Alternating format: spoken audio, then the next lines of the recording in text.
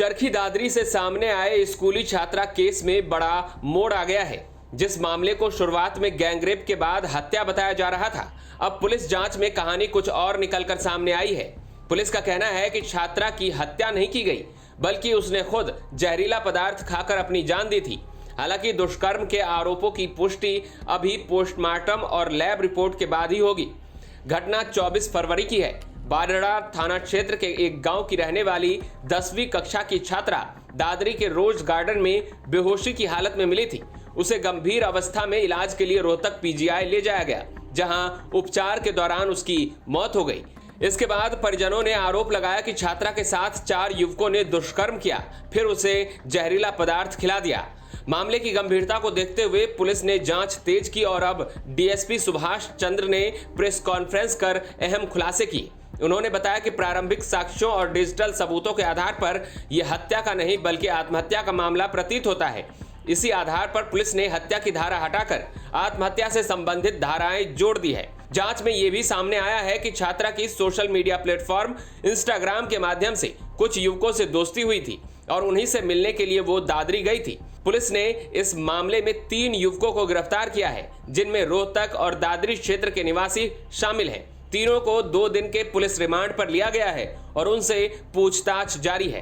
हालांकि सबसे अहम सवाल अब भी बाकी है, क्या छात्रा के साथ दुष्कर्म हुआ था?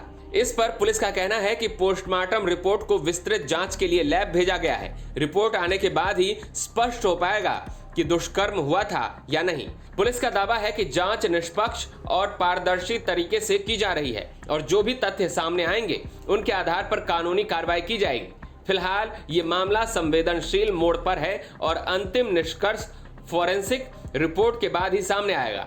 अंत में अब आप डीएसपी सुभाष चंद्र का ये पूरा बयान सुनिए, जिसमें उन्होंने इस बारे में पूरी जानकारी दी है। देखिए, ये दिनांक 24/2/2026 की बात है। पुलिस के पास जो है एक टेलीफोन प्राप्त हुआ था कि कोई पीड़िता जो है नशे की हालत के अंदर, बेहोशी की हालत में जो है यहाँ पार्क के अंदर लेटी हुई है, जिस पर पुलिस ने तत्परता से कार्रवाई करते हुए उसको जीएच दादरी के अंदर एडमिट करवाया और दादरी से उसको रोहतक पीजीआई का रेफर कर दिया गया। तो पीजीआई के अंदर वह उसकी मौत हो गई थी। और फिर दिनांक 25/2/2026 को उसके वारसा ने एक दरखास्त देकर FIR दर्ज करवाई कि ऐसे ऐसे पीड़िता के साथ जो है को जहर देकर उसके साथ गलत काम किया है और जिससे उसकी जहर देने से उसकी मौत हो गई, जिस पर कार्रवाई करते हुए और हमने इसमें 3 आरोपियों को गिरफ्तार किया है, साहिल, पंकज और नवीन। और अभी तफ्तीश अंडर इन्वेस्टिगेशन है जो चल रही है और इसमें और भी आरोपियों की संलिप्तता हो सकती है। और पीड़िता का पोस्टमार्टम करवा कर डेड बॉडी वारसान के हवाले कर दी गई है और पोस्टमार्टम रिपोर्ट के मुताबिक अभी जो है ना मधुबन से रिपोर्ट प्राप्त होने बाकी है। उसी के बाद में रिपोर्ट प्राप्त होने के बाद में काज ऑफ डेथ और जो भी उसके साथ घटना वो स्पष्ट हो पाएगी। तो गिरफ्तार किया है इनको तीनों को। और ये एक जो है कलानौर का है, एक बहू अकबरपुर का और एक मांडी का है। और आज इनका जो है कोर्ट के अंदर पेश करके 2 दिन का पुलिस रिमांड हासिल किया गया और पुलिस रिमांड अवधि के दौरान जो है ना इनसे घटनास्थल की निशानदी और घटना में प्रयोग कुछ आर्टिकल एक गाड़ी बरामद की जानी हुआ है। इनकी आपस में कुछ पूछताछ और ये चैट वेट है और अभी इससे गहन पूछताछ जारी है आरोपियों से और अभी इसके अंदर जो है और भी आरोपियों की संलिप्तता हो सकती है।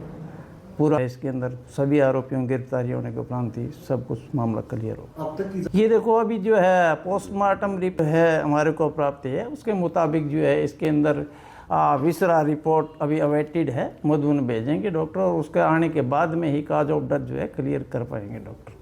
ये पहले ये अभी तक की तफ्तीश में यह है कि पहले हुआ था और बाकी अभी जो है 2 दिन का जो हमारे पुलिस रिमांड है, इस अवधि के दौरान हम इनसे गहन पूछताछ करेंगे और उसी के बाद में जो है ना सारी चीज़ें करेंगे। अंदर जो है ये तफ्तीश के अंदर ये बात सामने आई है कि इसकी हत्या ना करके और पीड़िता ने जो है ना उनसे आरोपियों से तंग आकर आत्महत्या की थी, जिस पर आत्महत्या करने के लिए मजबूर करने की धारा इसमें ईजाद की गई है और हत्या की धारा इससे जो है डिलीट की गई।